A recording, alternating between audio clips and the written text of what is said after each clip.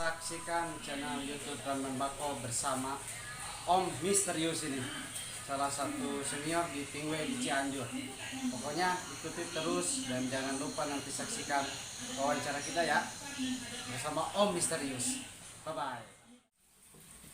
Sip.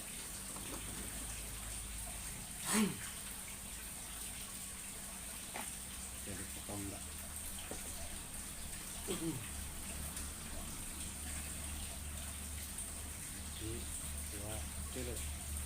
Assalamualaikum warahmatullahi wabarakatuh.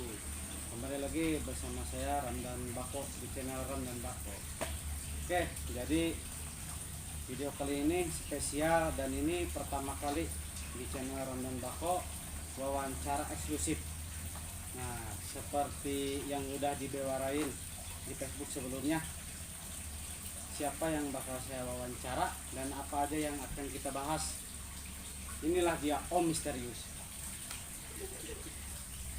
Om Kopi A. Nama aslinya siapa sih? Mas Toto. Mas Toto. Kalau di luaran mungkin baru tahu, baru muncul ya.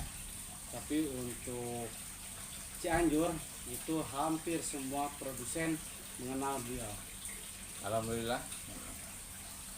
Kita story dulu sebelum edukasi, kayaknya seru. Siap. Kita tanya, udah berapa lama di tembakau? Dari mulai sekitar tahun 2000-an. 2000. Nah, sekarang 2022. Berarti umur saya masih SD itu. Masih SD saya. Bisa jadi. Mas Toto udah terjun di dunia tembakau.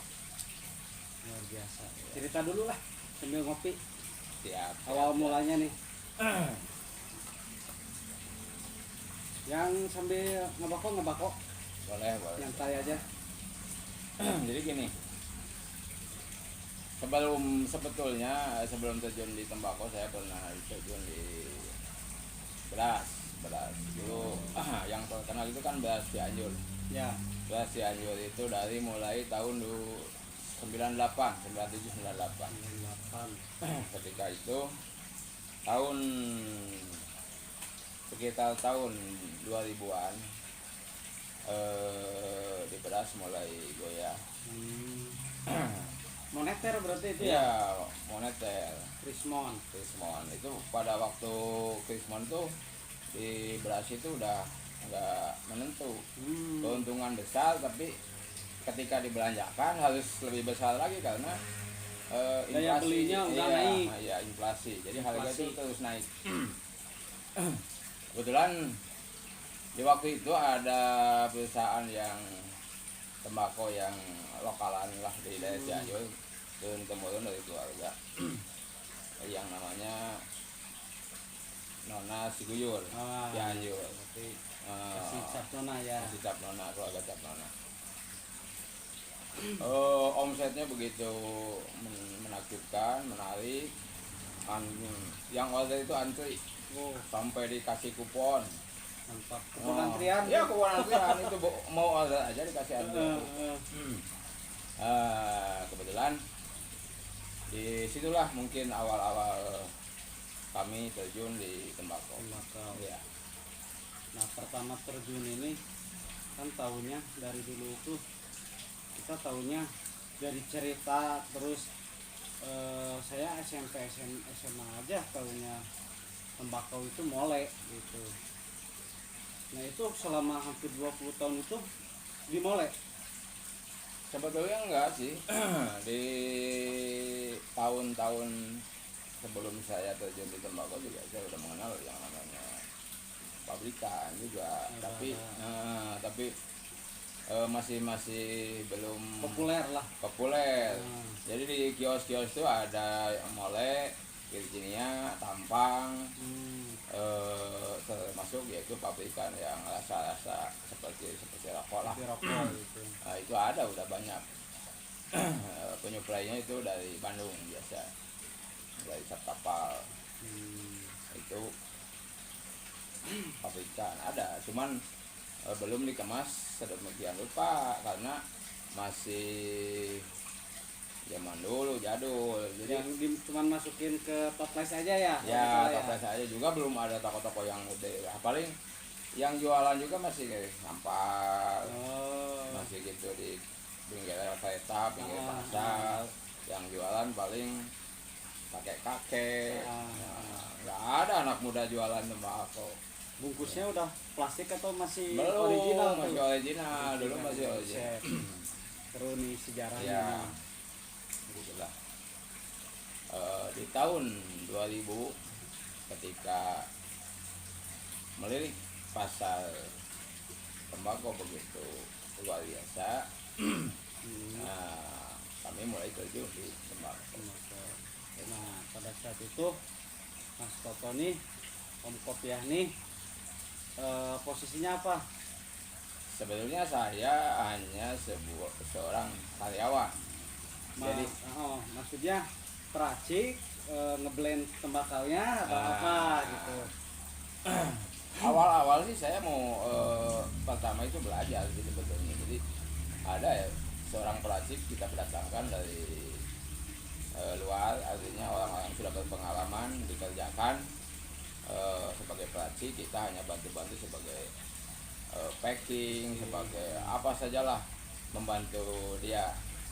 Jadi kami menyerap ilmunya, artinya ya ini yang saya sebut di tembakau ini nggak ada sekolahnya. Jadi yang ilmunya itu dari hasil duplikasi edukasi. Kita menduplikasikan edukasi kita juga dari orang dari orang yang berpengalaman di bidangnya. Lalu kami serap, kami praktekkan, kami bagikan juga, di-share ke banyak orang. Ya.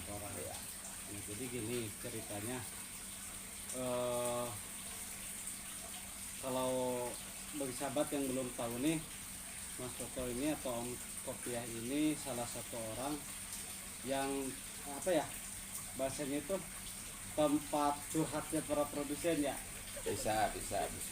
Karena udah nganggap Toto ini bukan sekedar tempat berbisnis atau berpengalaman di bidang tembakau khususnya mole, tapi udah pada nganggap lebih dari saudara ya. Iya. Itulah. Ini yang banyak pertanyaan nih, apalagi yang baru nih. Terus yang baru juga banyak juga yang kasih statementnya itu belum pas ke masyarakat gitu. Jadi mole itu apa sih gitu? Iya. Awal saya mengenal mole itu kan tembakau khas yang kita olah, kita racik, tapi masih memiliki karakter original. Artinya mole itu original sebetulnya, original gitu. Cuman kita kemas, kita racik, kita olah sehingga memuaskan, mendatangkan suatu kualitas hisapan yang enak, yang bisa dinikmati oleh pecinta tembakau gitu. Nah, si tembakaunya ini asli dari mana? Mulai Kalau dulu kan yang paling banyak penyuplai itu dari Sumedang, dari Bantar Ujung, ya Sumedang, Gunung Sarian ya, juga, Darmawangi, iya, Bantar Ujung itu Majalengka ya? iya, Masih itu. masih daerah itulah. Oh, berarti benar saya baca di artikel itu mole itu berarti sebenarnya tembakau Jawa Barat gitu ya. Cuman di apa namanya? Dirangkum. Iya. Jadi disebutnya mole gitu. Iya. Ya karena kan kemasan. Dulu kan ada yang disebut ons, di sini ons. Nah, kalau ons itu mungkin di zaman era sekarang ini bisa disebut mole aroma, bisa disebut pelapor. Karena on itu menonjolkan khas dari saus yang ditonjolkan, bukan dari aroma tembakau originalnya gitu. Kalau mole itu kan original banget sebetulnya. Kalau mole itu dikemas dengan dua macam kan, di dalamnya ada racikannya, dibungkus sama Tanjung Sari sama Darmawangi, itu disebut mole. Kalau ons mah nggak pakai bungkus, Ya, ya. nggak bungkus, jadi seperti itu aja gitu. Itulah. Wah, banyak banget nih informasi ilmu baru dari Om Kopiah ini. Berarti mulai yang sekarang di pasaran nih udah nggak original ya, berarti ke semi ya, Iya, semua original. semi original karena udah ada sausnya, Iya. tapi nggak mengurangi aslinya full gitu kan ya. Enggak, enggak.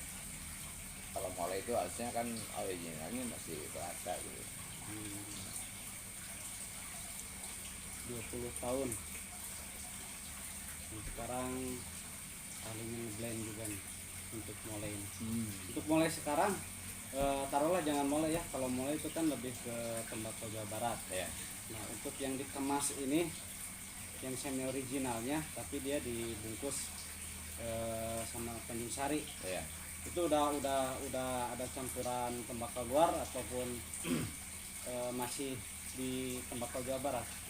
Untuk mulai kan beberapa mengalami kenaikan sebetulnya. Dari harga dulu kan di zaman sebelum 98 itu harga tembakau itu cuma 100, cuma 25 perak, cuman berapa lah gitu di bawah angka. Setelah moneter itu lahirlah harga-harga yang mengikuti zaman. Artinya ada dulu tuh hanya 3 macam. Ini aja tahun 2000 aja, tahun 2000 mulai dari yang ukuran kecil sampai sedang, gede, berapa itu? Yang kecil aja. Hanya 3 macam. Jadi untuk harga jual 5.000, 10.000. Dulu mah 3.000, 3, 5, 10. 3.000, 5.000, 10 10. gitu. Nah, tahun 2000 yang 3.000 itu berapa? Tahun 2000 itu dulu tuh itu yang paling murah 3.000.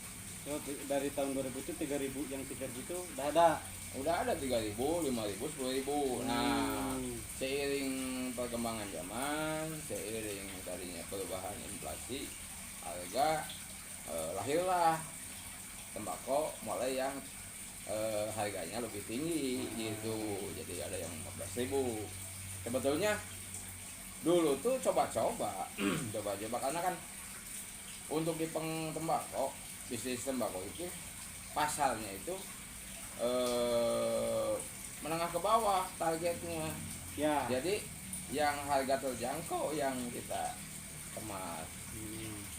Harga-harga yang di atas yang harganya 15.000, sedangkan harga rokok sendiri di zaman dulu itu 15.000 udah mahal, udah nggak terjangkau.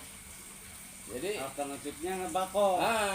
gitu. Jadi lahirlah tembakau-tembakau yang Dikemas harganya lebih tinggi.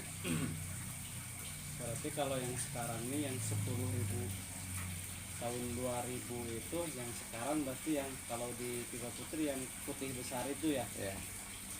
Itu Iya. sebenarnya kan kalau ngomongin terjangkau, nggak terjangkau ya. Karena dari angka 35 Iya. gitu. Jadi buat sekarang tuh tembakau itu bukan solusi hemat. Bener nggak? Iya. Soalnya udah ada tembakau yang harganya lebih dari rokok gitu. Iya, betul. Sebetulnya kan kalau saya perhatikan bukan masalah hemat atau tidak hemat. Kalau di tembakau ini kan bisnis, sebuah bisnis yang tadi bisa memajukan para pecinta tingwe, para pedagang tingwe, para petani tingwe, itu sendiri sama artinya. karyawan. Termasuk karyawan-karyawan tembakau itu juga. Itu kan targetnya kita bisa memajukan ekonomi masyarakat, bukan hanya tadi sekedar perpindahan antara tembakau dengan ngerokok, ngerokok dengan tembakau. Ini kelasnya sekarang udah naik ya. naik kelas, artinya sejajar lah, bukan hanya tadi solusi hemat, bukan. Bukan terus hemat sekarang, udah Iya. naik kelas Naik ini. kelas. 20 tahun lebih, luar biasa itu. Cuman baru muncul sekarang. Kenapa nih? Kayaknya mungkin kalau saya lihat ada keresahan atau apa ya, salah paham. Salah pahamnya dalam artian edukasinya gitu. Makanya saya lihat di Facebooknya itu, kalau teman-teman lihat Kopiah ya, nama Facebooknya itu dia edukasi terus, edukasi yang utamanya. Nah apa nih maksudnya misi Om Kopiah ini, misi Mas Toto ini dengan edukasi ini gitu. Iya, penting untuk diingatkan, di dalam sebuah bisnis apapun edukasi itu penting. Kenapa? Misalkan gini, kita akan mempromosikan produk yang kita jual. Berarti kita harus mengedukasi calon-calon market kita untuk mengenali produk yang Produk kita kita. jual. Produk kita. Itu jika edukasinya berjalan, otomatis banyak yang paham tentang produk kita dan menarik tadi. Artinya bukan hanya sekedar Jual beli ya. jual beli, artinya oh ini produk yang kita pilih, kita anggap luar biasa. Oh ini kita mengenal mole, mengenal berbagai macam produk olahan tembakau. Berarti kalau dari tahun 2000 nih kan, kalau yang kita suka itu awal-awal ya, berapa tahun ke belakang.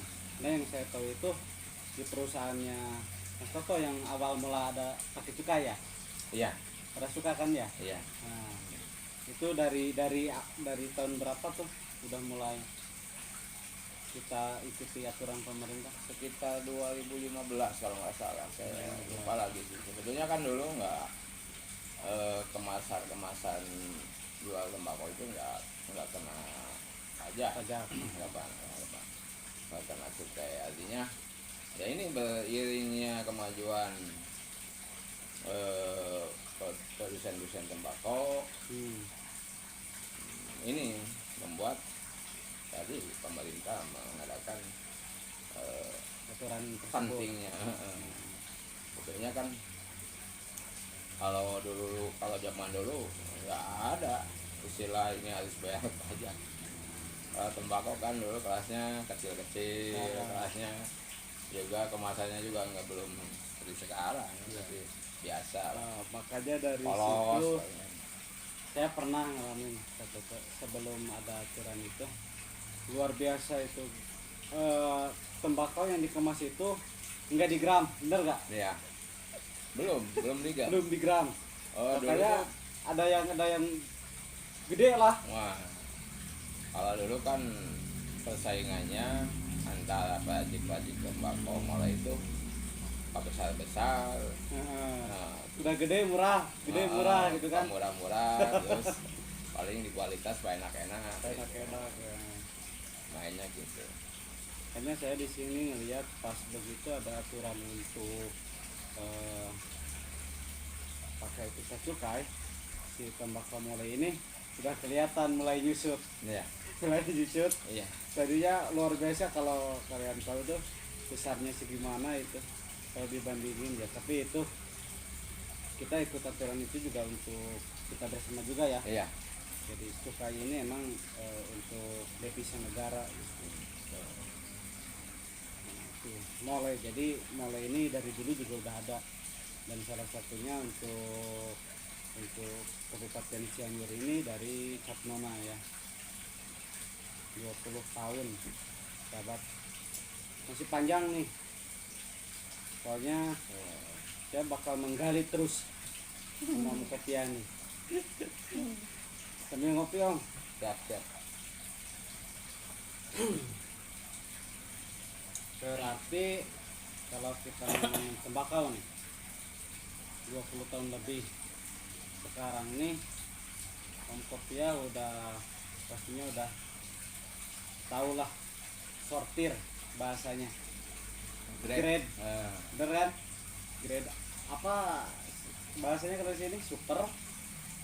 Ya biasanya di kelas-kelasin sih sebetulnya kelas 1, kelas 2, kelas 3. Bisa grade super, Super. A, AB gitu kan. Itu tergantung wilayah sebetulnya kalau grade. Tergantung wilayah. Iya. Terus ada yang mau saya tanyain lagi.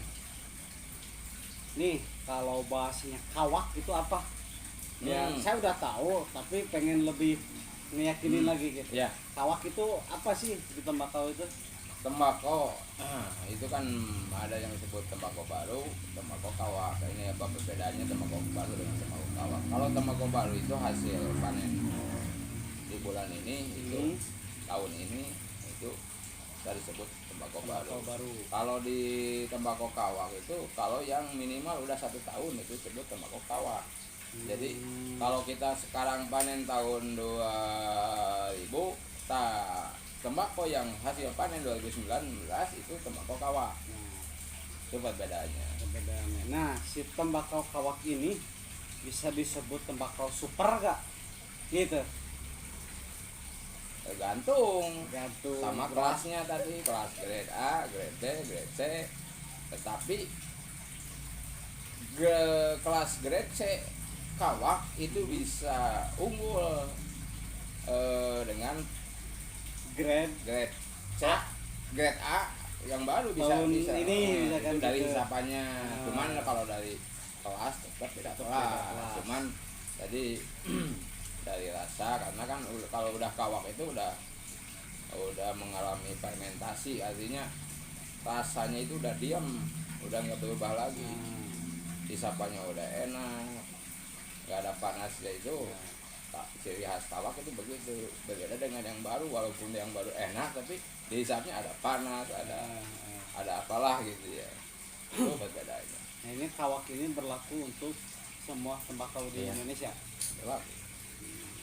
Itu bedanya tuh. Kawak.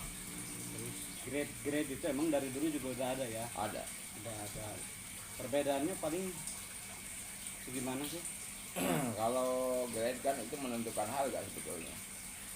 Kalau grade yang A dengan grade B itu berbeda harga, beda kelas, beda harga. Artinya menentukan nanti grade A itu nih masuk golongan mana nanti kalau kita olah, bisa jadi ini buat harga yang bagus, ini buat harga yang terjangkau, yang itu dari grade, hasil grade. Nah, kita sambungin ke blend.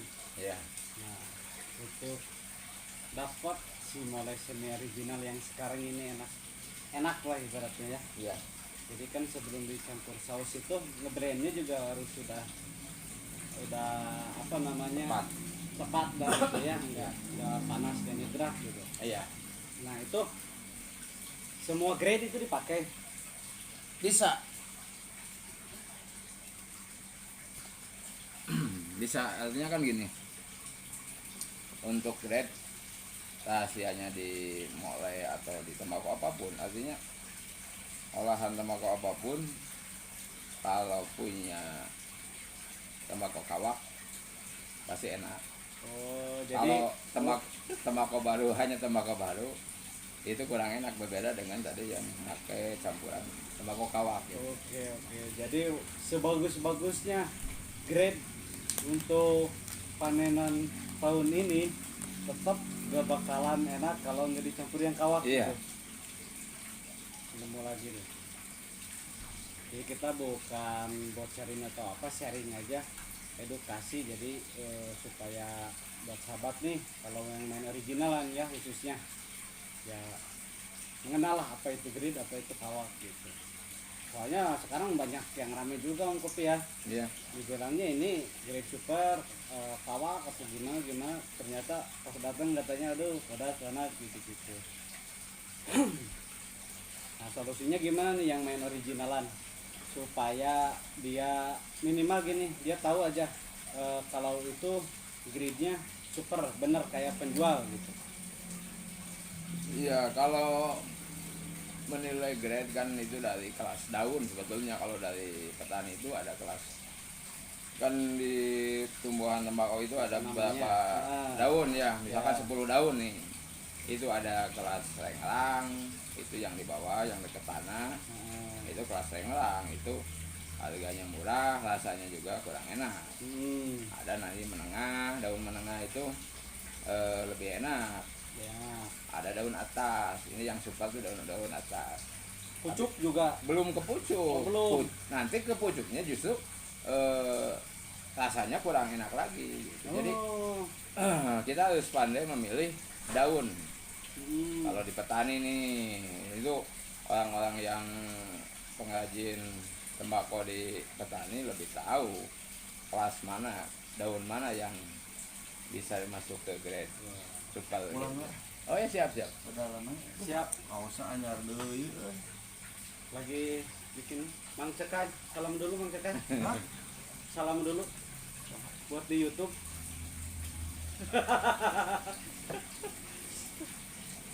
Oke, kita lanjut ya. Jadi, tapi itu kalau untuk penjual ataupun pedagang sekarang butuh waktu banyak dan juga tempat ya. Siap. Waalaikumsalam. Salam. Ini mah ini aja, maksudnya gini, import ya. Misalkan saya mau beli tembakau nih dari sana, si penjualnya bilang ini super. Nah, nyampe lah ke kita. Nah, ini kita biar tahu ini super atau C, B, A gitu grade-nya. Dari apanya, teksturnya atau dari rasanya atau gimana gitu. Ada 3 macam yang harus kita ketahui. Nah, ada 3. Penilaian. Artinya kan dari warna itu jadi penilaian. Menentukan tadi grade bagus atau jelek. Artinya dari warna mulai kelihatan nih, dari tatapan matanya udah. Terus dari bentuk, tekstur daun itu juga kita bisa membedakan. Kerajangan itu bukan Tekstur daun. Artinya kan kalau yang kelas bawah itu temu galing mun bahasa Sunda mah. Jadi kering. iya, kalau yang super mah udah berminyak. Gitu, halus Ya, berminyak. agak lembab. Nah, Tapi gitu. lembabnya bukan lembab air ya. Oh, bukan, itu Keluar minyak, ada minyak. ya dari sandunya itu sendiri. Terus yang ketiga, olahannya, rajangannya tadi. Bisa jadi tembakonya mah kualitas super tapi cara pengerjaannya kurang baik, acak-acakan, nggak rapi, itu jadi penilaian juga. Artinya 3 penilaian penting yang harus kita ketahui dari hasil grade itu tadi, dari warna, tekstur, dan juga olahannya tadi, hasil Kalau rasanya itu penting tentu saja. dari 3 ini nanti menentukan. dari rasa.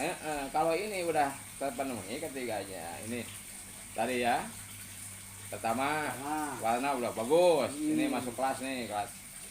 Terus tekstur ini udah bagus, pengerjaannya bagus, dibuktikan dengan rasa. Kalau udah masuk, ini masuk grade super gitu.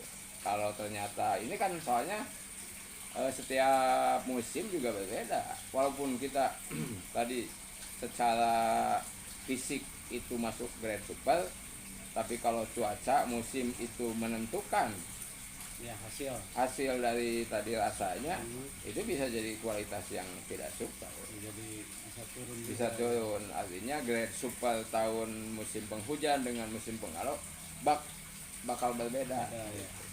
Termasuk harga juga nanti terpengaruh. Nah, ini kemarin sempat kita dikasih juga ya, ada yang posting kenapa produsen nggak konsisten untuk rasa gitu kan ya. Ya. Untuk ya, ada satu yang komentar, Kang Waras ya, salam untuk Kang Waras. Iya. Kang Waras langsung edukasi itu. Iya. Wah, di situ saya langsung lihat Om Kopiah juga. Ini nih yang perlu kita ketahui nih gitu. Kenapa nggak konsisten? Berarti kembali lagi ke bahan baku gitu ya. Betul. Gitu. Betul. Jadi minimal harus ada kawahnya gitu. Tentu saja itu harus. Kalau produk kita ingin tetap terjaga konsisten, racikannya tadi brandnya harus benar, antara tembakau balu dengan tembakau kawak harus ada keseimbangan. Artinya sangat dibutuhkan tembakau kawak itu untuk tadi kestabilan rasa. Itu Makin betah aja nih ngobrolnya. Udah beberapa poin nih yang kita dapat nih. Kenapa saya wawancara Anon Kopiah dibandingkan dengan para produsen? Mungkin sama para produsen ntar lah saya wawancaranya. Nih yang sekarang lagi rame nih, tembakau pelapor. Apa pandangan Anon Kopiah dan bagaimana kedepannya untuk tembakau pelapor ini, khususnya untuk menarik peminat? ya. Tentu saja tadi ya kita semakin bertambahnya zaman, bertambahnya kemajuan produsen kita, olah-olahan kita, muncullah beberapa varian yang dianggap baru mungkin. Ya, Dulu kan yang pertama itu kan hanya mengenal original, mole, on, ya. itu kan muncullah tembakau inovasi hasil kreativitas sebetulnya itu. Ada mole aroma, ada mole pelapor, ada ya tembakau pelapor itu yang sekarang ini kan booming, itu tembakau pelapor. Sampai mungkin seluruh Nusantara mengenal apa yang disebut tembakau pelapor. Cuman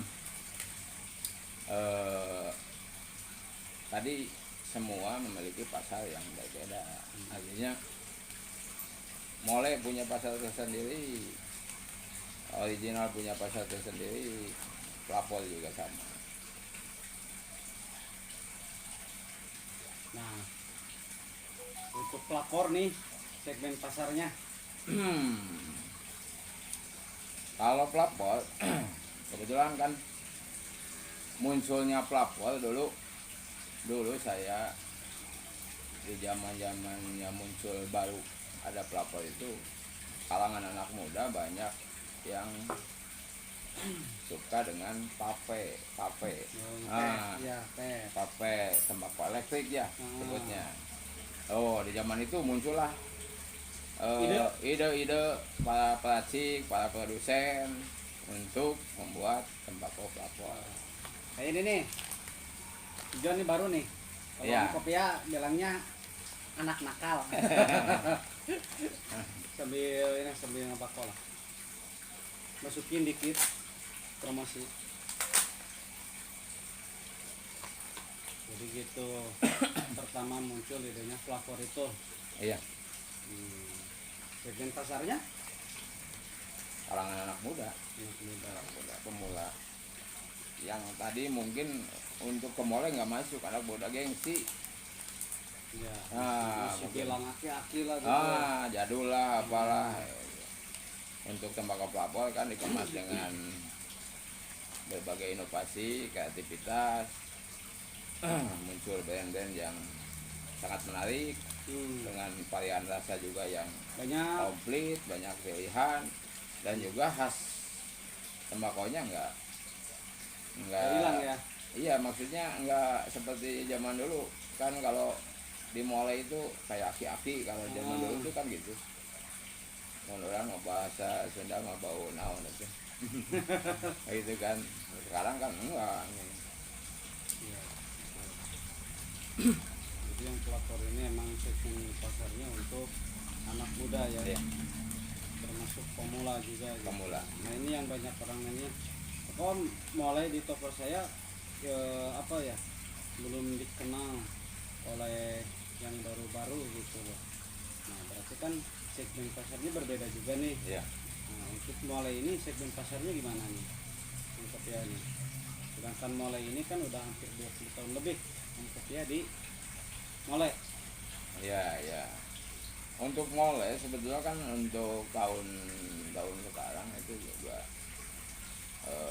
tidak ketinggalan zaman, artinya tidak jadul. Ada peningkatan Ada ya. peningkatan, artinya dulu mulai lahirnya mulai itu untuk kalangan menengah ke bawah.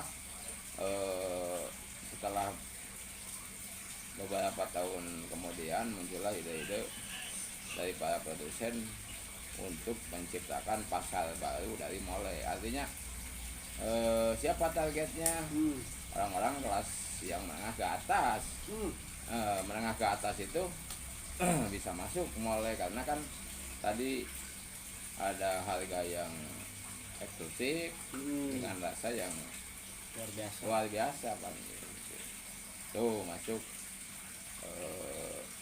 mulai ke pasar.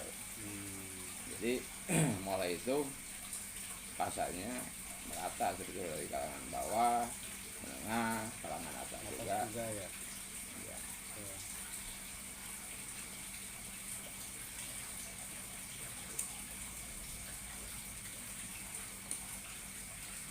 Nih, kebetulan. Oke, Om kopinya jual juga kan ya? Jual ngecer. Saya tapi wow. Lumayan lah.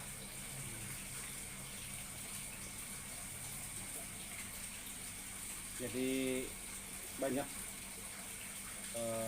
yang harus dipelajari, termasuk saya sendiri ya. Untuk edukasi tembakau itu bukan sekedar hemat aja gitu. Ternyata di balik itu ternyata ada pasar menengah ke atas juga. Ya. Makanya itulah edukasi ya yang terpenting. Ini yang bagus nih, edukasi untuk para tokoh kepada konsumen. Ini yang sering ditanyain itu. Jadi begitu orang datang ke toko, mereka bingung Iya. ngejelasinnya gitu. Iya. Ya pada dasarnya kan sekarang konsumen atau toko atau siapa Agen. saja pedagang, agen itu hanya mengenal merek sebetulnya. Hanya mengenal merek, menjual merek atau menjual kemasan, artinya tidak mengetahui dasar-dasar dari ini kelompok jenis tembakau molek kah, ini kelompok jenis pelapor kah, ini kelompok jenis molek aroma kah, ini kelompok jenis pabrikan kah, kan gitu.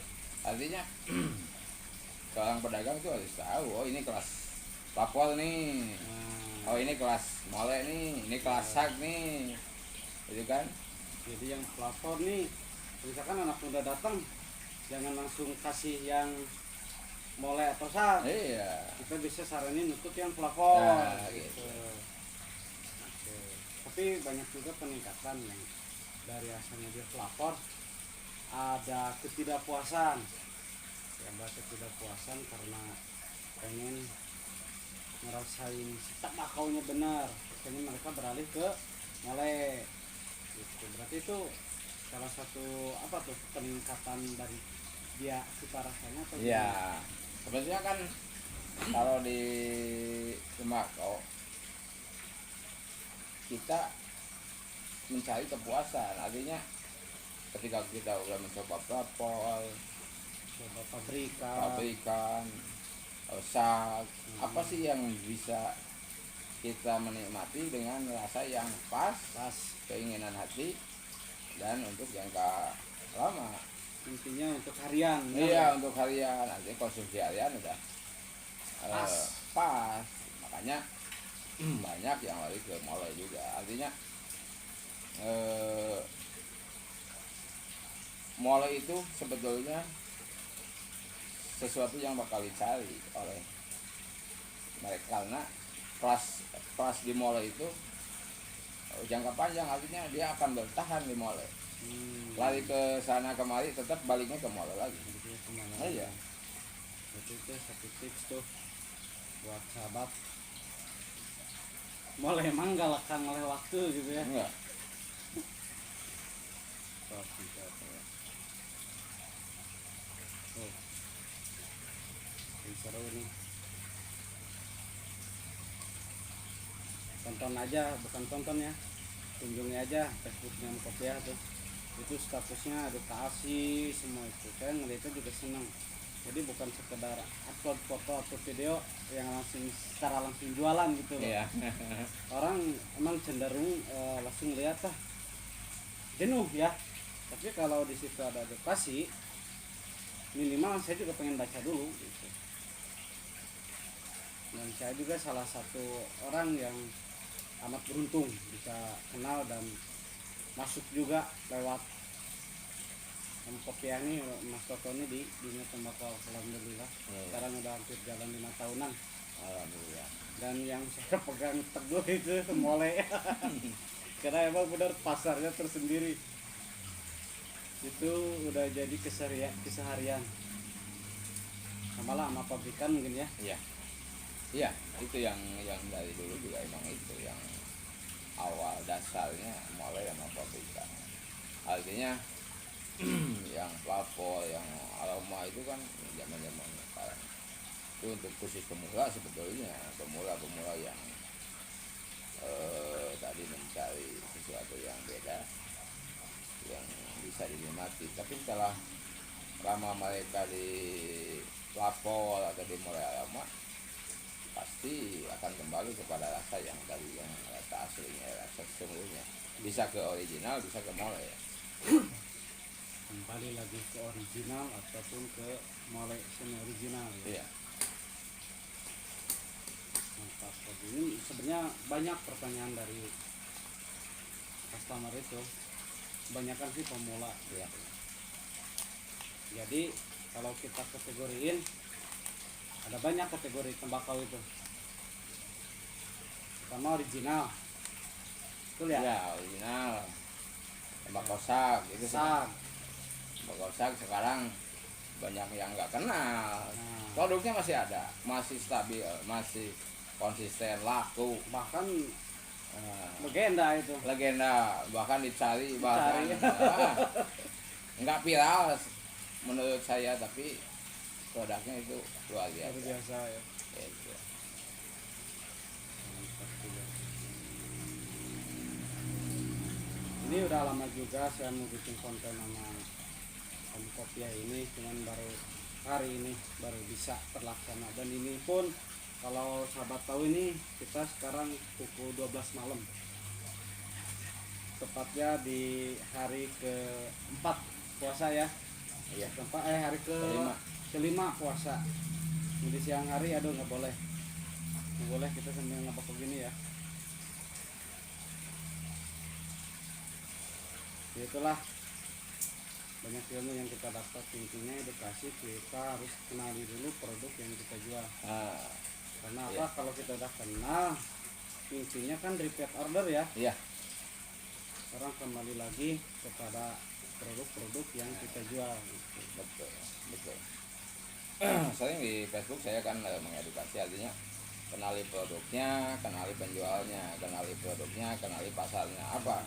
Ini untuk pemula harus paham, artinya kan kita harus mengenal produknya, apa yang akan kita pasarkan. Kita juga harus mengenali penjualnya, artinya kan kita butuh edukasi. Ya. Produk yang kita pasarkan itu kita harus tahu dari si orang penjualnya. Gitu. Artinya kalau kita mengenali penjualnya, kita bisa tanya dong, kita bisa komunikasi. Artinya penting kita mengenali produknya, mengenali penjualnya. Itu satu. Kedua, kita mengenali produknya, kita mengenali pasarnya.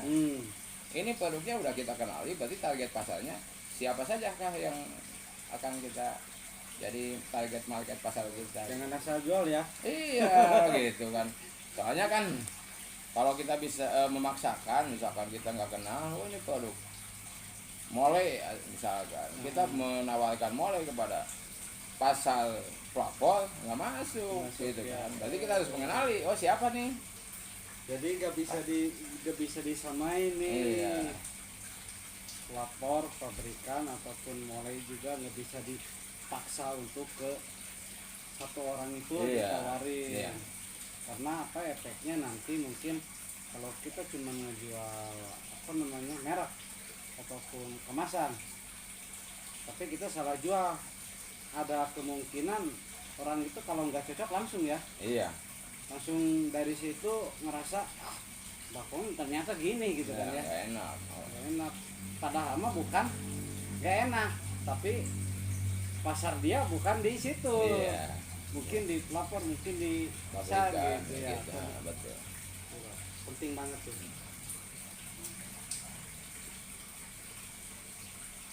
Seru ya, banyak banget nih ilmu yang kita dapat nih.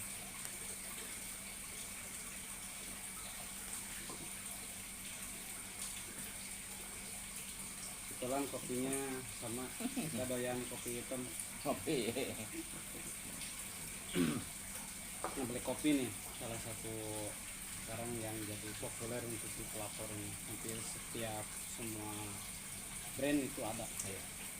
dan karakternya pun beda-beda ya. Jadi nggak usah khawatir kalau di toko itu emang harus komplit ya Iya. kategorinya. Iya, betul harus kan target market kita juga bermacam-macam, artinya Macam-macam. kalau kita harus menyediakan Hmm. apa yang dibutuhkan dari para konsumen kita yang seleranya berbeda-beda gitu kan. Hmm. Selain dari tembakaunya, kita juga dapat ilmu nih dari target market. Ini luas ya, Iya, luas. luas banget ya. Iya. Ini saya rasa paling luar biasa nih untuk 3 tahun ke belakang ini. Mungkin tingkat penikmat tembakau ada kenaikan. Iya, itu menurut saya itu berhasilnya kita Hmm. mengedukasi mereka, artinya distribusi edukasi, duplikasi edukasi ini berhasil Hasil ya. kita jalankan, baik dari produsen ke para agen, dari agen kepada seller pada konsumen itu berarti berjalan, artinya proses edukasi ini sukses. Yes, ya. Jadi dari produsen juga harus mengedukasi Iya, ke misalkan distributor atau iya agennya. betul. Dari agen ke retailnya harus ada edukasi juga. Dan yang terakhir edukasi ke Konsumen. konsumen. Itu jadi jangan asal jual aja ya. Iya.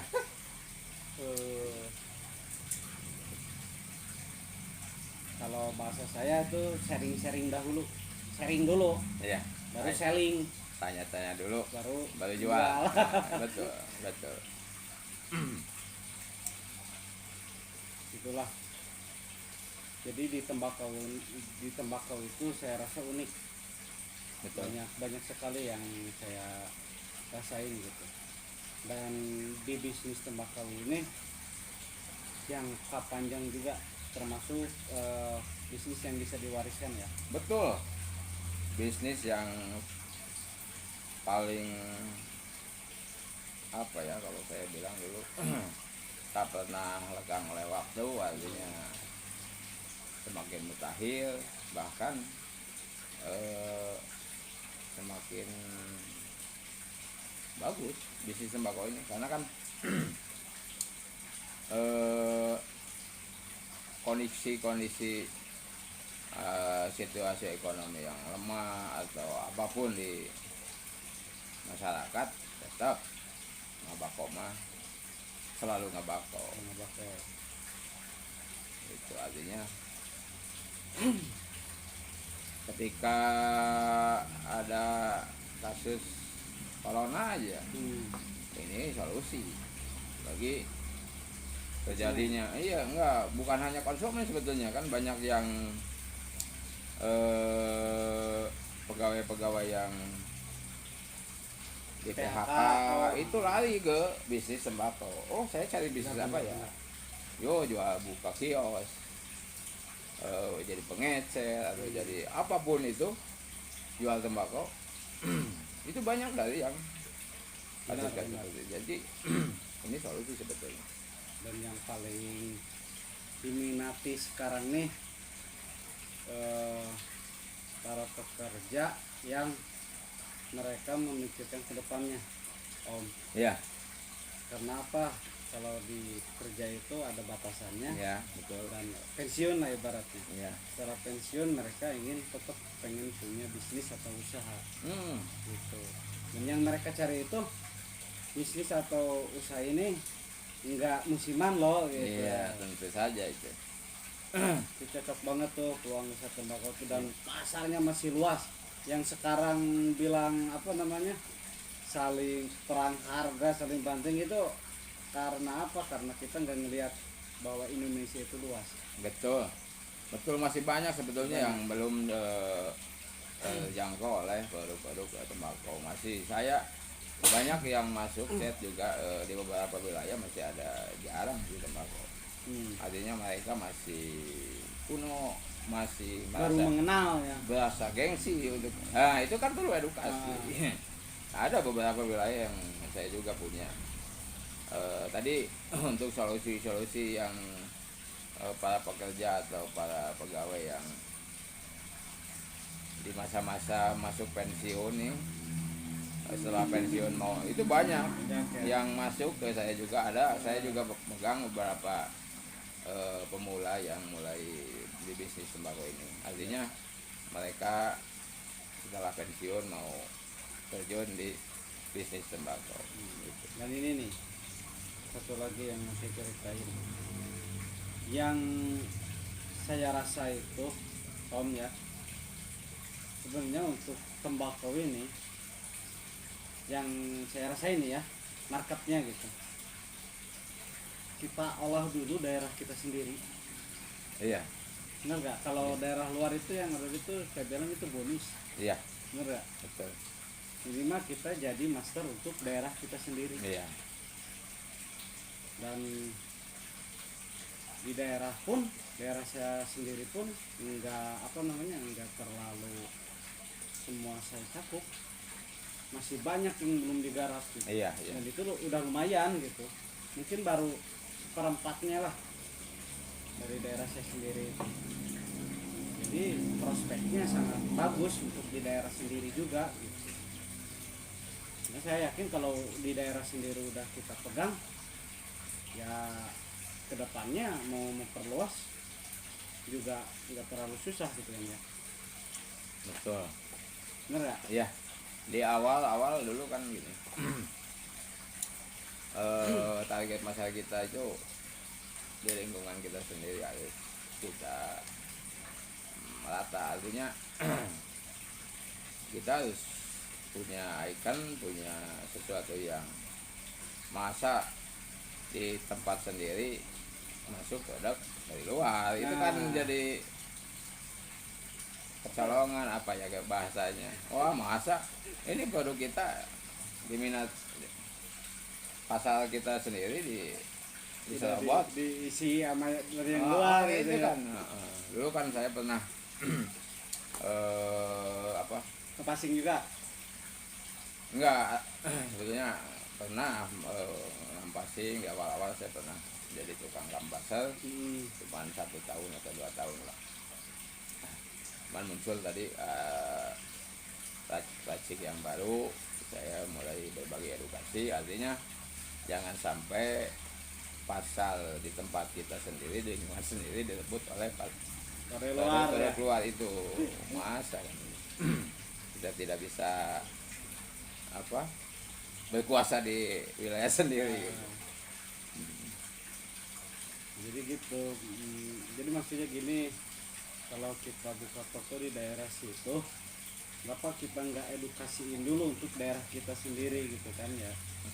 Jadi di mana ada serangan ataupun kebocoran dari luar, kita udah pegang di minimal kita untuk toko kita sendiri, ya warga kita sendiri lah gitu yang datang, karena konsumen juga sebenarnya kalau gak mungkin lah pengen ini harus misalkan dari Cianjur pengen tembakau ini harus beli ke Tasik, pasti nyari dulu di sekitar kan. Iya, ya iya, promosi berarti iya, harus ditingkatin ya, iya betul. promosi edukasi.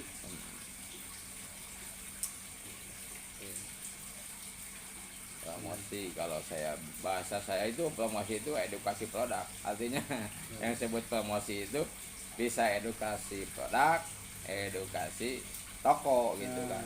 Karena kan kualitas produk tidak serta-merta laku kalau tidak diimbangi dengan kualitas seorang penjualnya itu sendiri. Artinya harus seimbang. Artinya pernah saya tulis di Facebook artinya kan kenapa kok produknya sama, kategorinya sama tetapi di toko lain laku, di kita kurang laku. Berarti itu salah dari edukasinya seorang penjual. Itu harus penting. Jadi seorang market itu harus pandai-pandai mengedukasi. Oke, udah cukup lama juga ini. Video selanjutnya kita akan bahas tema-tema dari banyak pertanyaan dari customer yang pemula ataupun udah lama juga nih Om. Boleh. Kita lanjut ke video selanjutnya. Jangan lupa dukung kami dengan like, komen, dan subscribe. Dan kunjungi juga Facebooknya Mas Toto, Kopiah itu di Facebooknya ya. Di situ banyak sekali edukasi, dan untuk apa aja produk-produk yang rekomen ataupun kategori apa aja nanti bisa langsung japri aja di Facebooknya Om Kopiah. Ya. Oke, sehat selalu. Mudah-mudahan lancar untuk semua yang terlibat di industri tembakau di Indonesia. Apapun rintangannya, apapun aturannya, kita hadapi bareng-bareng. Siap. Jadi intinya kesimpulan dari konten ini, teruslah beredukasi. Carilah target market sesuai produk yang kita jual, dan kenali juga produk yang kita jual. Betul ya? Betul. Oke, mungkin sekian dulu. Terima kasih Mas Toto. Sehat selalu. Amin. Siap. Mudah-mudahan lancar rezekinya. Siap Kang Ramdan. Siap. Salam untuk sahabat tembakau se-Indonesia. Saya Ramdan Bako. Saya Om Kopiah. Assalamualaikum warahmatullahi wabarakatuh.